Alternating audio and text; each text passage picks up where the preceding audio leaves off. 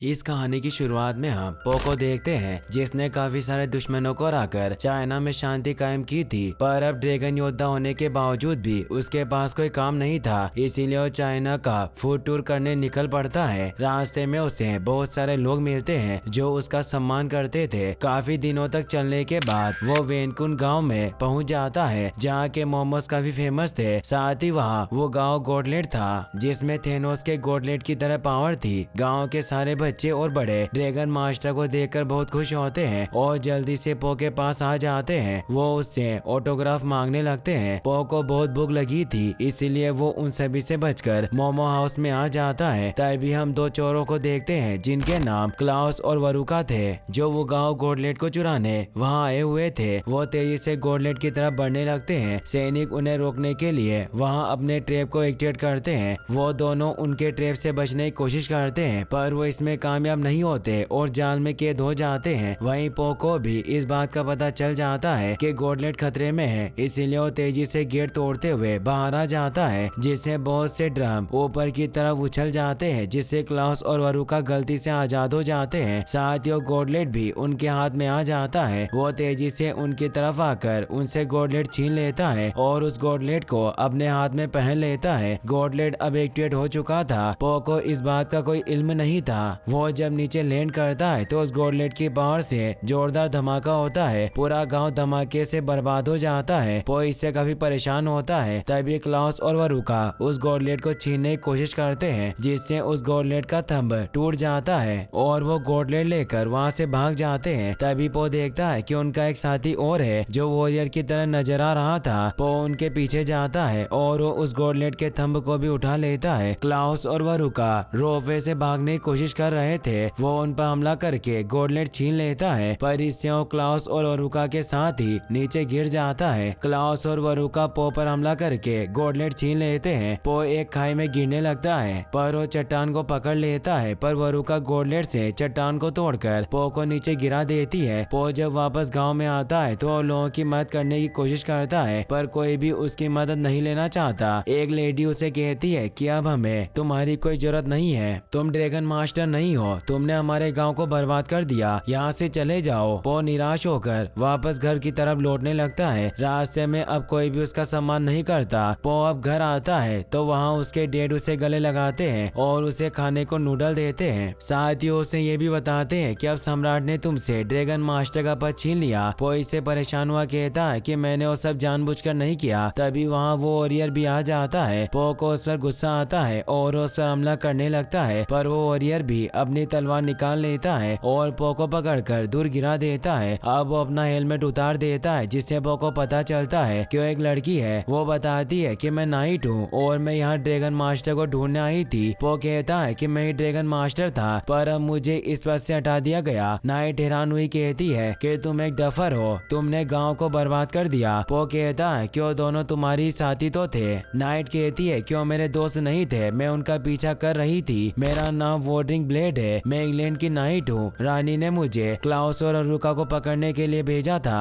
वो दोनों बहुत ही खतरनाक क्रिमिनल हैं। वो यहाँ खतरनाक गॉडलेट लेने आए थे जिसे उन्होंने तुम्हारी वजह से आसानी से प्राप्त कर लिया। अब वो दोनों बहुत पावरफुल हो चुके हैं, इसीलिए कुछ भी करके उन्हें रोकना होगा। पो कहता है कि मैं भी तुम्हारी मदद करूंगा। पहले तो वो उसकी मदद लेने से मना कर देती है पर जब पो बताता है कि मैं जानता हूँ कि वो कहाँ गए होंगे और साथ ही मेरे पास गॉडलेट का हिस्सा भी है तो उसके साथ काम करने के लिए मान जाती है। अगले दिनों दोनों क्लाउस और वरुका के पीछे निकल जाते हैं। पो उसे अपने सीक्रेट रास्ते से लेकर जाने लगता है। वही हम क्लाउस और वरुका को देखते हैं जो गॉडलेट को लेकर आगे बढ़ रहे थे। वो एक लावे वाली नदी को पार करते हैं पर तभी उन्हें लिजार्ड गैंग घेर लेता है जिसका लीडर चिंटाओ था। वो उनसे कहता है कि अगर तुम यहाँ से निकलना चाहते हो तो तुम्हें यहाँ का रोड टैक्स देना होगा, ये सारा इलाका हमारा है। और उससे गॉडलेट मांगता है पर वरुका उस गॉडलेट से वहाँ हमला कर देती है जिससे वो सारी जगह बर्बाद हो जाती है। वहीं पो ब्लेड से कहता है कि अब जब हम दोनों इस मिशन पर साथ हैं तो तुम मुझे नाइट बनना सिखाना और मैं तुम्हें कुंग-फू सिखाऊंगा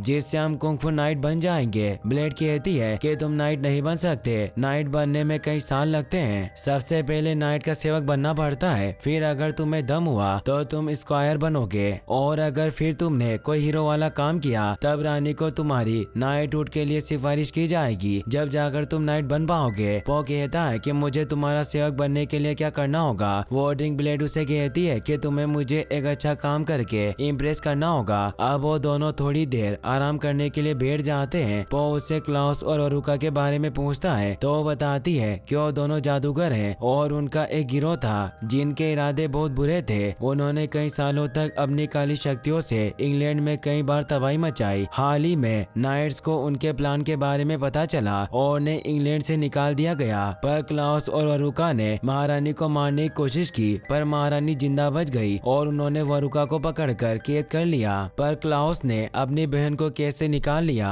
और अब उनके हाथ शक्तिशाली गॉडलेट भी लग चुका है जिससे वो रानी को मारने की कोशिश करेंगे। इसीलिए मैं उन्हें इंग्लैंड पहुंचने से पहले पकड़ना चाहती हूँ। अब पो उसे अपने शॉर्टकट रास्ते से उस लावे की नदी पर ले आता है। पो देखता है कि वहाँ का ब्रिज अब टूट चुका है, इससे वो दोनों परेशान होते हैं। पो कहता है कि यहाँ की ऐसी हालत जरूर उस गॉडलेट ने की होगी। वॉर्डिंग ब्लेड पो पर गुस्सा करने लगती है और कहती है कि तुम्हें कोई शॉर्टकट नहीं पता, तुम्हें बस रास्ते में सब्जियां खानी थी, इसीलिए तुम मुझे लंबे रास्ते से लेकर आए। अब तुम घर चले जाओ। पो से कहता है कि मेरा शॉर्टकट कभी भी पुल को पार करना नहीं था और अपनी कुंग-फू टेक्निक से उस लावा की नदी को आसानी से पार कर लेता है। यह देखकर वॉर्डिंग ब्लेड भी हैरान रह जाती है। वो पो से कहती है कि मैं तुम्हारी तरह नदी पार नहीं कर सकती। तो पो उसकी तरफ रस्सी फेंक कर कहता है कि तुम्हें इस रस्सी से इस नदी को पार करना होगा। वो उस रस्सी को पेड़ से बांध देती है पर पो की तरफ कोई पेड़ नहीं थे, इसीलिए वो खुद रस्सी को पकड़ कर रखता है और नाइट उस रस्सी से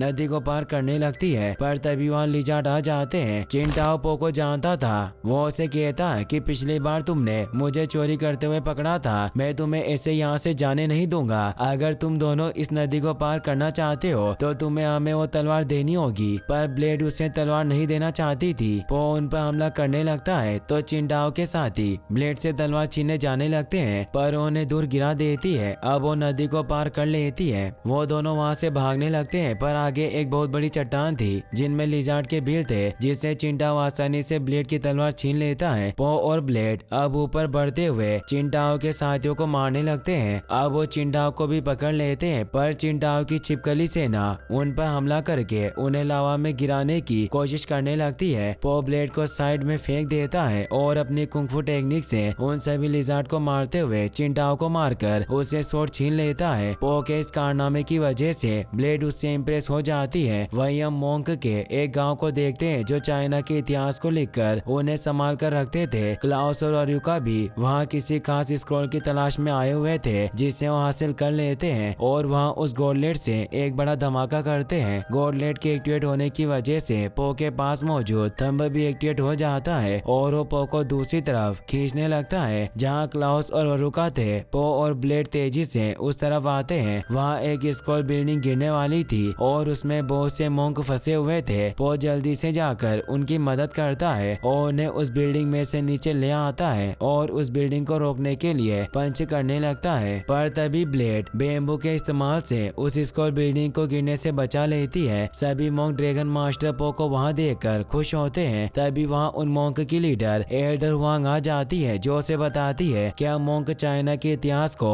स्क्रॉल में संजोकर रखते हैं। हम एहसानमंद हैं कि तुमने इन्हें बचा लिया। पो उन्हें बताता है कि मैं ड्रैगन मास्टर नहीं रहा तो एल्डर हुआंग कहती है कि आप हमारे लिए हमेशा ड्रैगन मास्टर रहोगे। आपके कारनामे अभी भी हमारे स्क्रॉल में लिखे हुए हैं, इसीलिए दुनिया तुम्हें कभी नहीं भूलेगी। पो इससे खुश होता है। ब्लेड उन्हें कहती है कि क्या आप जानती हो कि ये सब किसने किया। हुआंग उन्हें बताती है कि हमने उसे रंगे हाथों पकड़ लिया है और जल्दी सम्राट के शाही सैनिक उसे लेने आ जाएंगे। ब्लेड क्लाउस और अरुका को देखना चाहती थी, इसीलिए वो दोनों उसे देखने के लिए उस बिल्डिंग में जाते हैं जहाँ वो देखते हैं कि उन्होंने क्लाउस और अरुका को नहीं बल्कि अपनी एक मोंक जेन को पकड़ा था जो हमेशा पटाखे जलाती थी और झूठ बोलती थी, जिससे उन्हें लगता है कि ये काम उसी का होगा। ब्लेड उन्हें बताती है कि पटाखों से इतना बड़ा धमाका नहीं होता पर एल्डर उसकी बात नहीं सुनती और वहाँ से चली जाती है। जेन ब्लेड को बताती है कि मैंने उन दो विजुअल्स को देखा था जिसने ये सब कांड किया, मैं बेगुनाह हूँ। ब्लेड पूछती है कि वो यहाँ क्या लेने आए थे और वो कहाँ गए। जेन कहती है कि मैं तुम्हें सब कुछ बताऊंगी पर पहले तुम्हें मुझे यहाँ से आजाद करना होगा। पो कहता है कि हम ऐसा नहीं कर सकते, अगर हमने इन मोंक के कैदी को भगाया तो इनका भी विश्वास मुझ पर से उड़ जाएगा। ब्लेड ब्लेड कहती है कि क्लाउस और रुका को हमें रोकना होगा वरना वो एक और शहर को तबाह कर देंगे। पो इसके लिए मान जाता है। रात होते ही पो वापस से उस बिल्डिंग में जेन को आजाद करने आता है, पर उससे पिंजरे का लॉक नहीं खुलता तो गार्ड को बेवकूफ बनाकर वहाँ से पिंजरा लेकर भागने लगता है। पर सम्राट के शाही गार्ड भी वहाँ पहुँच चुके थे। पो का बैलेंस बिगड़ जाता है और वो इधर उधर टकराते हुए नीचे गिरता है। साथ ही जेन का पिंजरा भी शाही गार्ड के कार्ड में गिर जाता है। शाही गार्ड पो का मजाक उड़ाते हुए कहते हैं कि तुम अब डिलीवरी बॉय बन चुके हो, पर तुमने हमारा काम आसान कर दिया, और जेन को लेकर वहाँ से जाने लगते हैं। ब्लेड उन्हें रोकने के लिए आगे आ जाती है तो चारों गार्ड उसे घेर लेते हैं और कहते हैं कि तुम हम चारों से नहीं बच सकती। अब वो उस पर हमला करने लगते हैं। ब्लेड उनसे लड़ने लग जाती है। पो भी ये सब देख रहा था, पर वो शाही गार्ड पर हमला नहीं कर सकता था। लेकिन जब ब्लेड उन गार्ड से आने लगते हैं तो पो को उन गार्ड पर हमला करना पड़ता है। पो उनसे कहता है कि मैं तुमसे लड़ना नहीं चाहता, पर वो उस पर हमला करने आते हैं तो पो को उन्हें मारना पड़ता है। अब पो और ब्लेड मिलकर उन सभी गार्ड को बेहोश कर देते हैं। अब वो दोनों जेन को लेकर वहाँ से निकल जाते हैं। जंगल में आकर जेन उन्हें बताती है कि उन दो विजयर्स ने तियानशान हथियारों का स्क्रॉल चुराया था, पर उन दोनों को तियानशान वेपन के बारे में कुछ पता नहीं था। इसीलिए जेन उन्हें बताती है कि बहुत समय पहले जब ये दुनिया एक थी और इसके हिस्से नहीं हुए थे, तब पेंजिया में रहने वाले लोगों के पास बहुत सारी पावर्स थी। वो एलिमेंट्स को काबू कर सकते थे और लंबे समय तक वो इस शक्ति को मिल बांट कर इस्तेमाल कर रहे थे। पर उनमें से कुछ लोगों ने पेंजिया पर राज करना चाहा, जिसके लिए उन्होंने लोगों को मारना शुरू कर दिया। पर उन्हें रोकने के लिए कुछ एलिमेंट्स वॉरियर्स इकट्ठा हुए। उन्होंने अपनी जादुई शक्तियों से 4 हथियार बनाए जिनसे वो उन्हें हमेशा के लिए कैद कर सके। उन चारों हथियारों के हमलों से कुदरत का संतुलन बिगड़ गया और दुनिया के कई हिस्से हो गए। ब्लेड पूछती है कि वो कौन कौन से हथियार थे। जेन बताती है कि उन 4 हथियारों में से एक हेलमेट था, दूसरा एक गोटलेट और तीसरा एक आग का वीप था, पर चौथी चीज के बारे में मुझे कुछ याद नहीं। उन चारों हथियारों को लोगों से बचाने के लिए अलग अलग जगह पर फेंक दिया गया। वक्त के साथ वो हथियार गायब हो गए। अगर वो हथियार साथ मिल जाए तो तबाही आ जाएगी। ब्लेड कहती है कि क्लाउस और रुका जरूर चारों हथियार हासिल करना चाहते होंगे। तभी एल्डर वांग शाही सैनिकों के साथ उन्हें ढूंढने आने लगते हैं। जेन उनका ध्यान भटकाने के लिए पटाखे जलाने लगती है, जिससे पो और ब्लेड वहाँ से निकल जाते हैं। ब्लेड पो से कहती है कि क्लाउस और वरुका अभी कहाँ होंगे, हम कुछ नहीं जानते। पो कहता है क्यों जरूर अनंत लोक के चाबुक के पीछे गए होंगे और उसके बारे में मैंने पहले सुना है। और वो अपने पास रखी ग्राफिक नॉवेल निकालता है जिसमें अनंत लोक के चाबुक का जिक्र था। वो ब्लेड को नॉवेल की कहानी बताता है कि प्राचीन समय में लॉन्ग टूथ के पास ये अनंत लोक का चाबुक था और वो उन एलिमेंटल वॉरियर में से एक थे। उस महायुद्ध में उन्होंने जब अपना अनंत लोक का चाबुक चलाया तो इतना तेज था कि उसने धरती के टुकड़े कर दिए। महायुद्ध खत्म होने के बाद दुनिया कई हिस्सों में बट गई थी। उन्हें एहसास हुआ कि ये चाबुक किसी भी योद्धा के लिए बहुत पावरफुल है, इसीलिए इसे दुनिया से छिपाया रखना होगा।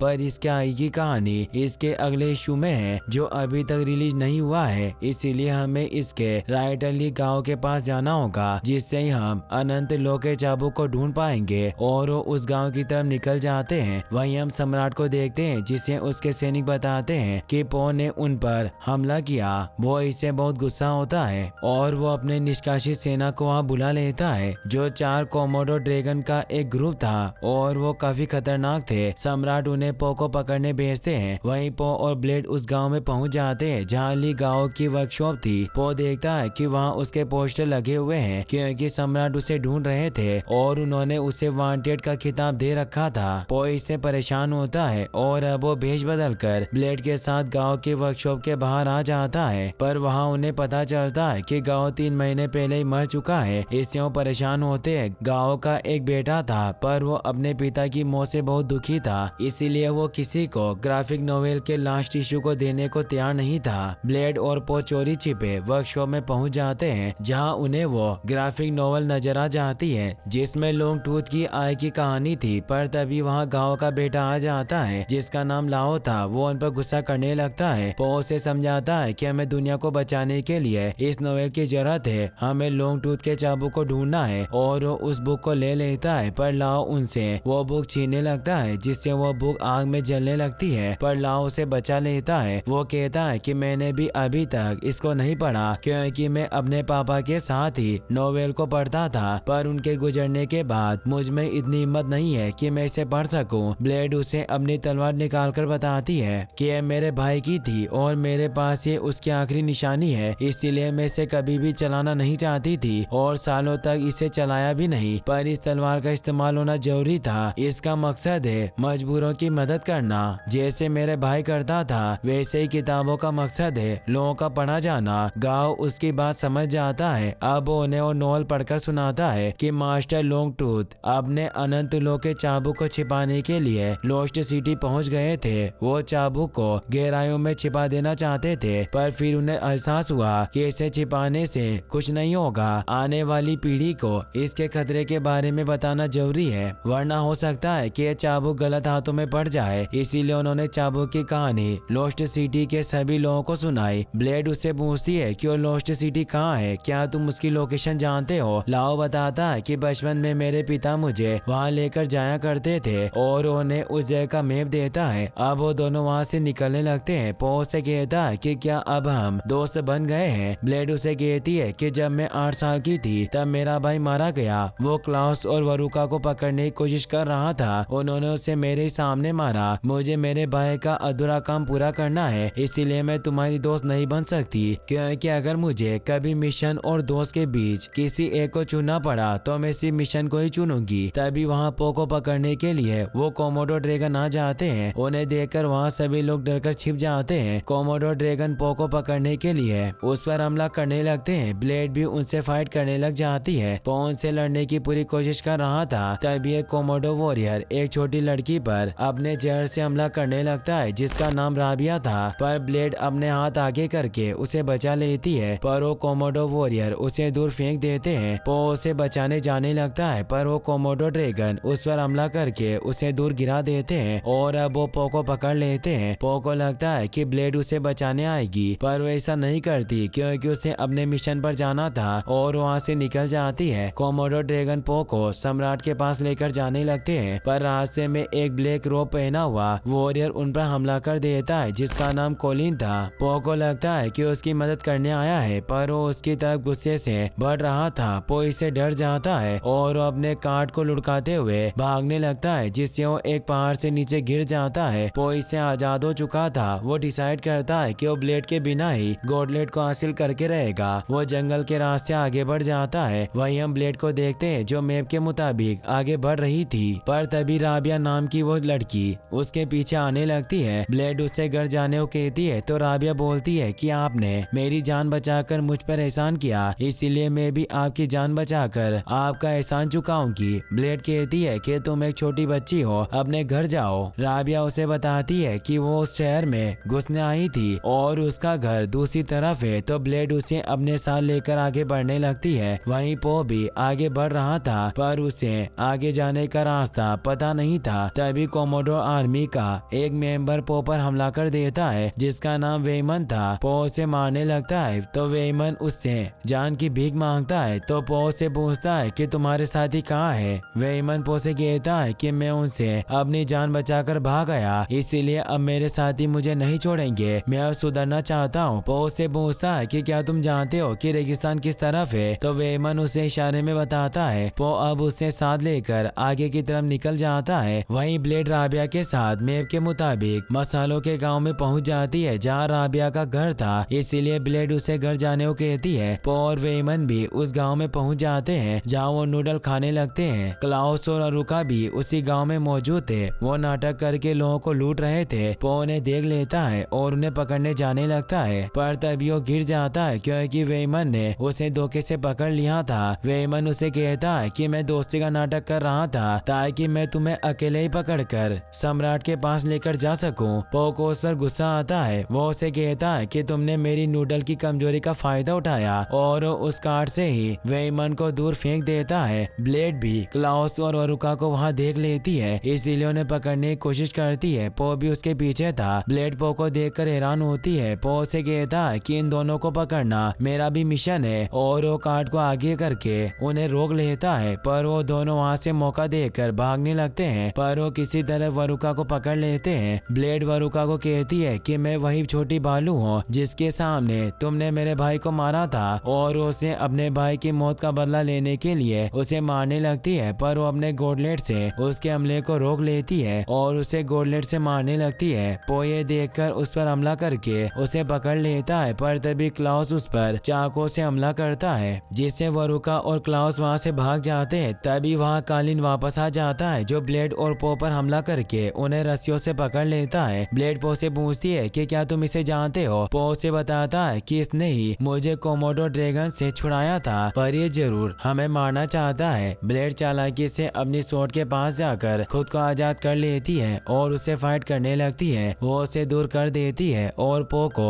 आजाद करके वहाँ से भागने लगती है। पो और ब्लेड रेगिस्तान की तरफ बढ़ने लगते हैं, पर तभी वहाँ रेतीला तूफान आ जाता है। पीछे से उनकी तरफ कालिन बढ़ रहा था। वो दोनों उससे लड़ने के लिए तैयार हो जाते हैं, पर वो वॉरियर उन पर अपनी गन से हमला कर देता है, लेकिन तभी राबिया चालाकी से पो और ब्लेड को एक गुफा में गिराकर बचा लेती है। कालिन रेतीले तूफान की वजह से कुछ नहीं देख पाता। राबिया उन दोनों से कहती है कि मैंने तुम्हारी जान बचाकर तुम्हारा एहसान चुका दिया। ब्लेड देखती है कि उस जगह राबिया का घर है। अब राबिया उन्हें सुरंग से दूर रेगिस्तान में ले आती है। ब्लेड उसे तेज कहती है। अब वो दोनों वापस से लोस्ट सिटी को ढूंढने के लिए निकल जाते हैं। राबिया भी अपने पेरेंट्स के पास आ जाती है। वो वही मसालों के गांव में रहते थे, पर तभी वहाँ कालिन आ जाता है, क्योंकि उसे पता चल चुका था कि राबिया ने ब्लेड और पो की मदद की है। वो राबिया के मॉम डैड को बंदी बना लेता है और राबिया से पूछता है कि मुझे सब कुछ बता दो कि वो किस तरफ गए हैं। राबिया उसे लोस्ट सिटी का मैप बनाकर देती है। वहीं पो और ब्लेड लगातार रेगिस्तान में आगे बढ़ रहे थे ताकि वो अनंत लोक के चाबुक को हासिल कर सके। ब्लेड को अपने बचपन की बातें याद आने लगती है, जब वो अपने भाई से नाइट बनने की जिद किया करती थी, पर उसके भाई अल्फी ने उसे बताया था कि मॉम डैड कभी भी तुम्हें नाइट बनने नहीं देंगे, नाइट में बहुत खतरा होता है। पर ब्लेड अभी भी जिद करती है, तो एल्फी उसे एक मिशन देता है कि तुम्हें कुएं से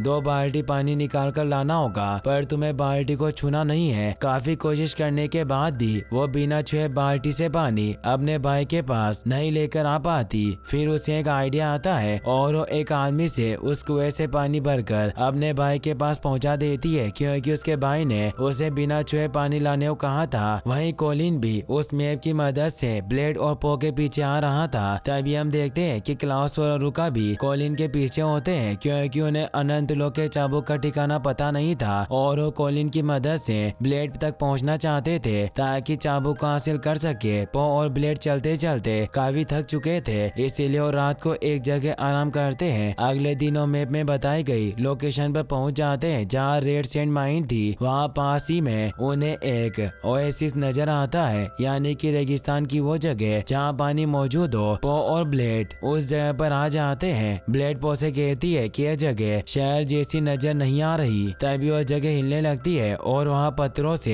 एक बहुत बड़ा टाइटन बाहर निकल आता है, जो उन पर हमला करने लगता है। पो और ब्लेड उससे काफी डर जाते हैं और वहाँ से भागने लगते हैं, पर वो टाइटन पो को पकड़ लेता है। ब्लेड पो को बचाने जाती है और उस पर हमला करने लगती है, जिससे वो पो को छोड़कर ब्लेड को पकड़ लेता है। पो समझ जाता है कि यह टाइटन जरूर यहाँ किसी चीज की रक्षा कर रहा है, शायद इस मॉन्स्टर के अंदर ही एक सिटी होगी, और वो खुद उस मॉन्स्टर के मुंह में चला जाता है। ब्लेड भी उसके पीछे उस मॉन्स्टर के मुंह के अंदर चली जाती है, जिससे वो नीचे आकर गिरती है और वो जगह ही लोस्ट सिटी थी। वहीं कोलिन को पता चल जाता है कि कोई उसका पीछा कर रहा है, इसीलिए वो क्लाउस के मुंह पर अपनी स्वॉर्ड रख देता है। वह रुका गुस्से में उस पर हमला करने लगती है, पर क्लाउस उसे शांत रहने को कहता है और उस वॉरियर से कहता है कि हम भी तुम्हारे साथ ब्लेड को ढूंढने में मदद करेंगे। वॉरियर उन्हें कहता है कि तुम मेरी मदद क्यों करोगे। क्लाउस कहता है कि वो हम तुम्हें नहीं बता सकते, और वो उससे उसका नाम पूछता है। वॉरियर बताता है कि मेरा नाम कोलिन है और मैं एक स्टेग हूँ। अब वो तीनों साथ में आगे बढ़ने लगते हैं। वहीं पो और ब्लेड को उस लोस्ट सिटी में चाबुक दिखाई देता है, जो एक स्टेचू के अंदर रखा हुआ था। ब्लेड उसे उठा लेती है, पर तभी वहाँ एक ओल्ड मंकी आ जाती है, जो हंसते हुए उन्हें बताती है कि मेरा नाम रुक्मणी है, मैं अनंत लोक के चाबुक की प्रोटेक्टर और तियांशेंग गार्डियन की प्रीस्टेस हूँ। मैं तुम्हें चाबुक यहाँ से लेकर नहीं जाने दूंगी और वो उनसे चाबुक छीन लेती है। ब्लेड उन्हें कहती है कि हम यहाँ चाबुक चुराने नहीं आए थे, हम उसे प्रोटेक्ट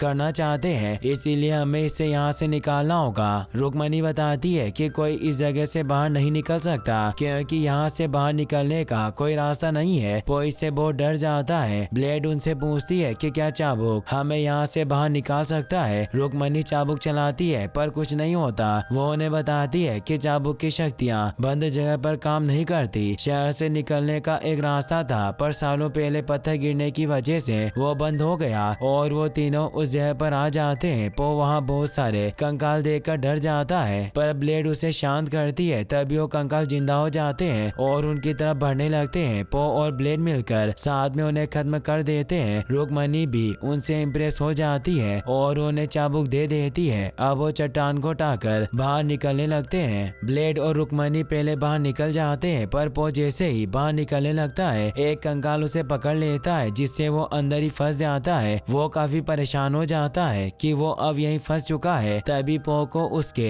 डेट का भ्रम होने लगता है जो उसे कहते हैं कि तुम्हें वापस घर लौटना होगा। अगर तुम बाहर निकलना चाहते हो तो तुम्हें अपने अंदर की छिपी ताकत को जगाना होगा। ब्लेड पो को बाहर निकालने के लिए चाबुक से उस पत्थर पर हमला करने लगती है पर कुछ नहीं होता। तभी रुक्मणी जोर से हंसने लगती है और उसे बताती है कि मैं कोई प्रोटेक्टर नहीं बल्कि रायपुर की लुटेरी हूँ। मैं उस चाबुक को चुराने गई थी पर बाहर नहीं निकल पाई, पर अब मैं तुम्हारी वजह से आजाद हूँ। ब्लेड उसे कहती है कि तुम्हारा चाबुक तो मेरे पास है, पर वो लुटेरी अपनी छड़ी को चाबुक में बदल लेती है जो असली अनंत लो का चाबुक था। वो कहती है कि मैं इस चाबुक को सम्राट को बेच दूंगी और काफी अमीर बन जाऊंगी और अब वो उस चाबुक से ब्लेड पर हमला करने लगती है। उस चाबुक का हमला बहुत पावरफुल था। ब्लेड उससे फाइट करने लगती है। वही हम कोलिन को देखते हैं जो क्लाउस और वरुका के साथ आगे बढ़ रहा था पर तभी टकराने की वजह से उसके पैर में मोच आ जाती है। क्लाउस उसकी मदद करता है और अपने मैजिक पोशन से उसे ठीक कर देता है पर इससे कोलिन को पता चल जाता है कि वो दोनों जादूगर हैं। उसे जादूगरों से नफरत थी इसीलिए वो उन पर हमला करने लग जाता है। वो क्लाउस को जख्मी कर देता है और वरुका को भी मारने लगता है। वहीं पो गॉडलेट के उस अंगूठे को एक्टिवेट करके उन पत्थरों को तोड़ देता है। उस अंगूठे के एक्टिवेट होने की वजह से गॉडलेट भी एक्टिवेट होता है जिससे वरुका और क्लाउस वहां से बहुत दूर चले जाते हैं। ब्लेड और रुक्मणी अभी भी लड़ रहे थे तभी पो भी बाहर आ जाता है। ये देखकर रुक्मणी वहां से भाग जाती है। ब्लेड निराश हुई पो से कहती है कि अब हम 2 हथियार खो चुके हैं। पो कहता है कि मैं इस अंगूठे को एक्टिवेट करके क्लाउस और वरुका को अपने पास बुला सकता हूँ जिससे हम उन्हें पकड़ सकते हैं। ब्लेड कहती है कि अगर हम उनसे गॉडलेट छीनना चाहते हैं तो हमें पूरी तैयारी से काम करना होगा और वो गॉडलेट छीनने की प्रैक्टिस करने लग जाते हैं। क्लाउस और वरुका भी अब जंगल में आ चुके थे। अब हमें पास्ट का सीन दिखाया जाता है जब वरुका इंग्लैंड की शाही जादूगरनी हुआ करती थी। वो अपने मैजिक से चांदनी रात में पेड़ों की बेलों को कंट्रोल कर सकती थी। साथ ही वो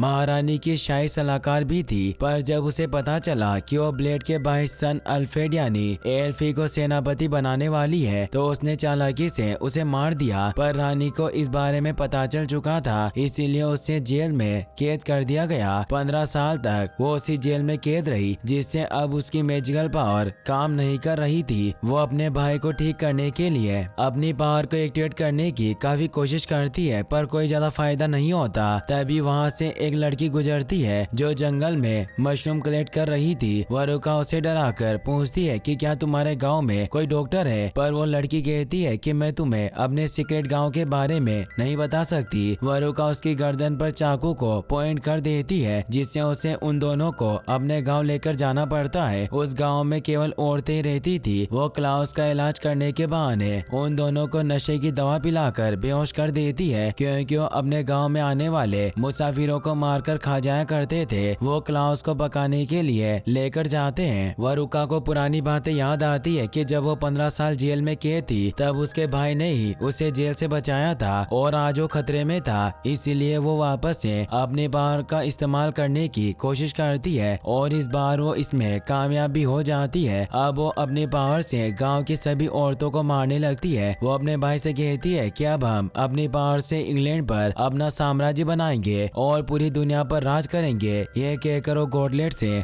उस पूरे गांव को बर्बाद कर देती है। गॉडलेट की वजह से पो का अंगूठा भी एक्टिवेट हो गया था, जिससे वो दोनों भी क्लाउस और वरुका के पास आ जाते हैं। पो क्लाउस को पकड़ लेता है और ब्लेड पो की सिखाई टेक्निक से वरुका से गॉडलेट छीन लेती है। वरुका अपने मैजिक का इस्तेमाल करने की कोशिश करती है, पर सुबह हो चुकी थी, इसीलिए उसका मैजिक काम नहीं करता। पो अब उन दोनों को बंदी बना लेता है और अब पो ने गॉडलेट अपने हाथ में ले लिया था। ब्लेड उसे कहती है कि अब हमारे बिछड़ने का वक्त हो चुका है, पर पो कहता है कि मैंने तुमसे वादा किया था कि मैं चाइना में तुम्हारे साथ रहूंगा, इसीलिए मैं जब तक तुम्हें इंग्लैंड की शिप तक नहीं छोड़ देता मैं कहीं नहीं जाऊंगा। साथ ही मैं एक शॉर्टकट भी जानता हूँ। ब्लेड उसकी बात मान लेती है और अब वो नदी के रास्ते से डॉक पर जाने के लिए निकल जाते हैं। वहीं हम सम्राट के महल का सीन देखते हैं, जहाँ रुक्मणी सम्राट को चाबुक बेचने के लिए आई थी। वो सम्राट से कहती है कि मैं आपके लिए एक खतरनाक हथियार लेकर आई हूँ, जिसमें आप किसी भी पावरफुल वॉरियर को हरा सकते हो, पर इसके बदले आपको मुझे चाइना का आधा खजाना देना होगा। सम्राट जोर से हंसने लगते हैं। उसे लगता है कि वो उसके साथ मजाक कर रही है, इसीलिए वो अपने सैनिकों को उसे पकड़ने का ऑर्डर देते हैं। रुक्मणी उन्हें वो चाबुक चलाकर दिखाती है, जिससे उन्हें उसकी बातों पर विश्वास हो जाता है। वहीं पो को रास्ते में सम्राट के सैनिक देख लेते हैं और वो उसे पकड़ने की कोशिश करते हैं, पर वो उनसे बचते हुए जंगल में आ जाते हैं। अब रात होने की वजह से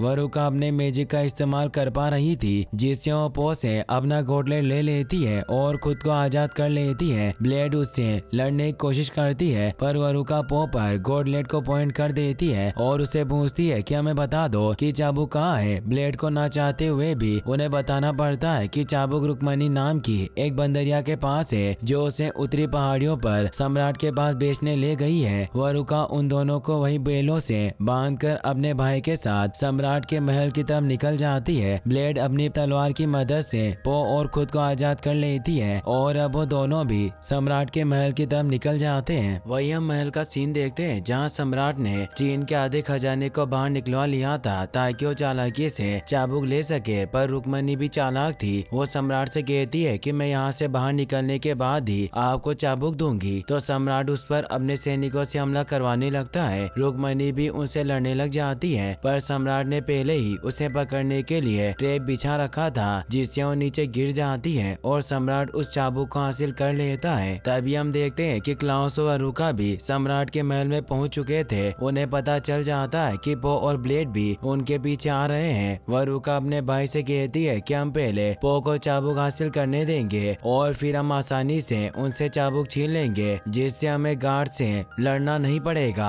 पो और ब्लेड भी अब ऊपर सम्राट के महल में आ जाते हैं। उन्हें लगता है कि क्लाउस और वरुका वहाँ होंगे, पर वो वहाँ नहीं होते। पो देखता है कि चाबुक सम्राट के पास है। सम्राट उन दोनों को बंदी बना लेता है। पो सम्राट को पूरी कहानी बताता है कि ये दो विजल्स चाबुक को हासिल करना चाहते हैं, पर सम्राट को पो की बातों पर विश्वास नहीं होता। पो उन्हें कहता है कि भले ही आपको मेरी बातों पर विश्वास ना हो, पर आपको ब्लेड की बातों पर विश्वास करना होगा। ये इंग्लैंड की नाइट है और महारानी ने इसे यहाँ खुद उन दो विजल्स को पकड़ने भेजा है, जो तेंशेंग हथियार को चुराना चाहते हैं। पर तभी वहाँ कोलिन आ जाता है, जो उन्हें कहता है कि ब्लेड कोई नाइट नहीं है। सम्राट उसे कहता है कि तुम कौन हो, तो कोलिन सम्राट को बताता है कि मैं इंग्लैंड का नाइट हूँ, और वो सम्राट को महारानी का दिया हुआ लेटर देकर बताता है कि महारानी ने खुद मुझे यहाँ इसे गिरफ्तार करने भेजा है। पो को कुछ समझ नहीं आता। कोलिन कहता है कि ये एक चोर है और इसने एक कवच और तलवार नाइट के बैरक से चुराई थी। पो ब्लेड से कहता है कि क्या ये सच है, तुम तो हमेशा अकड़ के नाइट की तरह रहती थी। ब्लेड कहती है कि मैं कोई नाइट नहीं हूँ। कोलिन अब उसे पकड़कर अपने साथ लेकर जाने लगता है। पो को भी अब जेल में बंद कर दिया जाता है। पो को वहाँ अपने डेड नजर आ जाते हैं, जिन्हें देखकर वो हैरान हुआ पूछता है कि आप यहाँ क्या कर रहे हो। उसके डेड कहते हैं कि तुम्हारे जाने के बाद सम्राट ने मुझे बहुत टॉर्चर किया ताकि मैं उन्हें तुम्हारा ठिकाना बता दूं, पर मैंने उन्हें कुछ नहीं बताया। पो कहता है कि मैंने आपको बताया नहीं था कि मैं कहाँ जा रहा हूँ। पो अब जेल से निकलने के लिए दरवाजा तोड़ने की कोशिश करने लग जाता है। वो अपने डेड से कहता है कि क्लाउस और वरुका यहाँ किसी भी वक्त हमला कर सकते हैं, मुझे उन्हें रोकना ही होगा। पर पो उस गेट को तोड़ नहीं पा रहा था। तभी उन्हें रुक्मणी के हंसने की आवाज सुनाई देती है। पो के डेड उसे पहचान जाते हैं कि यह रायपुर की लुटेरी है। पो उसे कहता है कि क्या तुम हमें यहाँ से बाहर निकाल सकती हो, पर वो कहती है कि मैं तुम्हें फ्री में यहाँ से बाहर नहीं निकालूंगी, मैं तुम्हारी मदद करूंगी। पर बदले में वो चाबुक मेरा होगा। पो उसकी बात मान लेता है। रुक्मणी चालाकी से गार्ड को अपने पास बुलाकर उससे चाबी छीन लेती है, जिससे वो खुद को आजाद कर लेती है। अब वो पो को भी आजाद कर देती है। पो अपने डेट से मिलकर खुश होता है। अब वो वहाँ से निकलने लगते हैं। वहीं कोलिन ब्लेड को पकड़कर अपने साथ लेकर जा रहा था। ब्लेड उसे बताती है कि मैं यहाँ अपने भाई के कातिल उन 2 जादूगरों को पकड़ने आई थी जो तेंशेन हथियार चुराना चाहते हैं और उन्होंने उनमें से एक गोलेट को हासिल कर लिया है। कोलिन समझ जाता है कि वो जरूर वही 2 जादूगर होंगे जो उसे रेगिस्तान में मिले थे। ब्लेड कहती है कि हम अब भी उन्हें पकड़ सकते हैं। कोलिन कहता है कि मेरा मिशन वो नहीं बल्कि तुम हो और एक नाइट हमेशा अपना मिशन पूरा करता है। मैं वापस जाकर महारानी को उनके बारे में बता दूंगा। वो किसी दूसरे नाइट को उन्हें पकड़ने भेज देगी। ब्लेड कहती है कि इसमें 1 महीने का वक्त लग जाएगा और उस पर हमला करके उसके हथियार छीन लेती है। कोलिन भी उसकी सोर लेकर लड़ने को तैयार हो जाता है। उन दोनों के बीच में खतरनाक फाइट होने लगती है, पर ब्लेड पो की सिकाई ट्रिक की मदद से उसे हरा देती है और अब वो उसे वहीं पेड़ से बांध देती है और महल की तरफ बढ़ने लगती है। तभी हम देखते हैं कि क्लाउस और वरुका भी महल में चाबुक हासिल करने के लिए पहुंच जाते हैं। वरुका अपने गॉटलेट से सैनिकों पर हमला कर रही थी। पो भी वहां पहुंच गया था और अब वो उनसे फाइट करने लगता है। इस फाइट का फायदा उठाकर रुक्मणी चालाकी से चाबुक को हासिल कर लेती है। सम्राट उसे रोक नहीं पाता और वहाँ से निकल जाती है। क्लाउस और वरुका भी उसे जाते हुए देख लेते हैं। वरुका पो पर गॉटलेट से हमला करने आती है। वो भी उस पर हमला करने जाता है, पर इससे वो घायल हो जाता है। ब्लेड जब वहाँ आती है तो वो देखती है कि पो के डैड उसके हाथ पर पट्टी बांध रहे हैं क्योंकि पो का एक हाथ टूट चुका था। पो उसे कहता है कि क्लाउस और वरुका रुक्मणी के पीछे गए हैं। ब्लेड कहती है कि मैं तुमसे झूठ नहीं बोलना चाहती थी। पो उसे कहता है कि तुमने ये सब क्यों किया। ब्लेड उसे बताती है कि मेरा भाई एल्फी मेरी वजह से मरा था। फिर हम ब्लेड के बचपन का सीन देखते हैं जब वो बहुत छोटी थी। उसके भाई के पास महारानी के सैनिक आए थे जिन्होंने उसे बताया कि जादूगर ने हमला किया है, इसीलिए आपको उन्हें रोकना होगा और वो भी उनके साथ जाने लगता है। ब्लेड भी तलवार लेकर बाहर आ जाती है। वो उसे कहती है कि मैं भी तुम्हारे साथ मिशन पर चलूंगी। एल्फी उसे कहता है कि तुम मेरे साथ नहीं चल सकती, वहाँ बहुत खतरा होगा, इसीलिए तुम यही रहकर मेरे आने तक अपने टेडी की रक्षा करना और यही तुम्हारा मिशन है। यह कहकर वहाँ से निकल जाता है, पर ब्लेड फिर भी नहीं मानती और उसके पीछे चली जाती है। एल्फी जंगल में क्लाउस और वरुका से लड़ रहा था। वरुका अपनी काली शक्तियों का इस्तेमाल कर रही थी। ब्लेड जब अपने भाई को खतरे में देखती है तो उसे बचाने के लिए आगे आ जाती है। इससे एल्फी का ध्यान भटक जाता है। मौका पाकर वरुका एल्फी को उसकी तलवार से मार डालती है। ब्लेड इससे काफी दुखी होती है। वो पो से कहती है कि अगर उस दिन मैं अपने भाई के पीछे नहीं जाती तो आज मेरा भाई जिंदा होता, इसीलिए मैं अपने भाई का बदला लेना चाहती हूँ। पो ब्लेड से कहता है कि उस वक्त तुम बहुत छोटी थी, इसीलिए तुम्हारी गलती नहीं थी। मैं तुम्हें अपना दोस्त मानता हूँ, इसीलिए तुम्हें मुझसे कुछ नहीं छिपाना चाहिए। कोई फर्क नहीं पड़ता कि तुम एक नाइट नहीं हो, मैं भी अब ड्रैगन मास्टर नहीं रहा, पर फिर भी हम उन विजल्स को पकड़ लेंगे। वहीं रुक्मणी आइस कार्ड लेकर भाग रही थी। क्लाउस और वरुका भी स्लेट से उसका पीछा कर रहे थे। साथ ही वो दोनों अपने सुपर पावर हथियारों से फाइट कर रहे थे। पो भी अपने डैड और ब्लेड के साथ उनका पीछा करने लगता है। रात होने की वजह से अब चांद भी निकल आया था, इसीलिए वरुका अब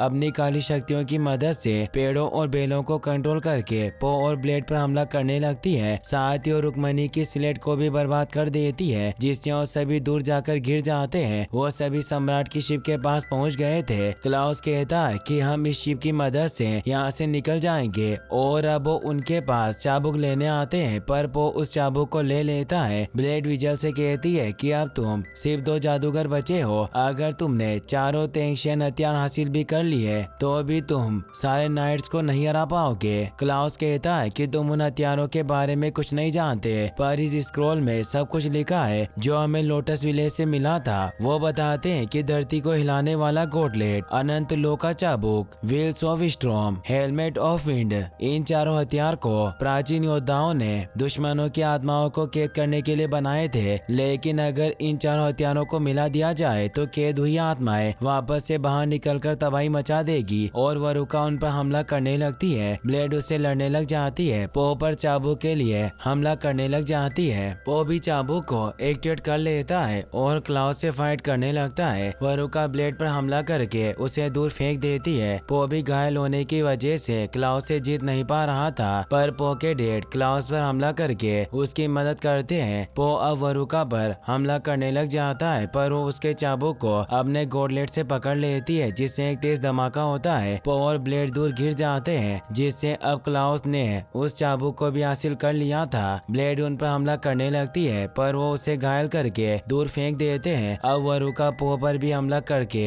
उसे दूर फेंक देती है और वो शिप की तरफ जाने लगते हैं। तभी रुक्मणी क्लाउस से उस चाबुक को छीन लेती है, पर पो उससे उसे वापस ले लेता है और वो दोनों शिप से निकल जाते हैं। ब्लेड उन्हें रोकने के लिए शिप की चेन को पकड़ लेती है। वरुका उस पर चाकू से हमला करने लगता है, पर तभी पो वहां आकर स्वॉर्ड से ब्लेड को बचा लेता है। इससे क्लाउस और वरुका वहां से निकल जाते हैं। ब्लेड पो को गले लगा लेती है, क्योंकि उसने उसकी जान बचाई थी। वो उसे कहती है कि तुम मेरे पहले फ्रेंड हो। वो दोनों काफी इमोशनल हो जाते हैं। ब्लेड कहती है कि हम नहीं जानते कि वो दोनों अब कहाँ जा रहे हैं, साथ ही हमारे पास कोई जादुई हथियार भी नहीं है। पर तभी रुक्मणी वहां जाती है और वो अपने चाबुक को एक्टिवेट कर लेती है। पो इससे हैरान हुआ पूछता है कि तुम्हारे पास ये चाबुक कैसे आया। रुक्मणी उन्हें बताती है कि जब मैंने क्लाउस को गिराया था तब मैंने चाबुक को बदल लिया, इसीलिए उनके पास नकली चाबुक है। पो कहता है कि क्या अब तुम हमारी मदद करना चाहती हो। रुक्मणी कहती है कि ऐसा नहीं है, मैं भी तेंगशेन हथियारों को इकट्ठा करना चाहती थी। चाबुक उनमें से पहला था। अगर तुम उन तक पहुंचना चाहते हो तो तुम्हें कीमत चुकानी होगी। तभी पो के डैड वहां जाते हैं, जो कहते हैं कि हम कहीं नहीं जाएंगे और वो पो को घर चलने को कहते हैं। पो कहता है कि क्लाउस और वरुका बहुत खतरनाक है, हमें उन्हें रोकना ही होगा वरना वो दुनिया को बर्बाद कर देंगे। पो के डैड कहते हैं कि मैं भी तुम्हारे साथ चलूंगा, मैं तुम्हें इन दोनों चोरों के साथ अकेले नहीं जाने दे सकता। रुक्मणी कहती है कि हमें उन बचे हुए हथियार की तलाश में चाइना से बाहर जाना होगा। पो इससे हैरान होता है। इसी के साथ कुंग फू पांडा का फर्स्ट सीजन यहीं पर खत्म हो जाता है। गाइस, अगर आप इसका सेकंड पार्ट भी देखना चाहते हो तो मुझे कमेंट में जरूर बताना। साथ ही इस वीडियो को लाइक और चैनल को सब्सक्राइब करने के लिए आपका तहे दिल से शुक्रिया। Thanks for watching.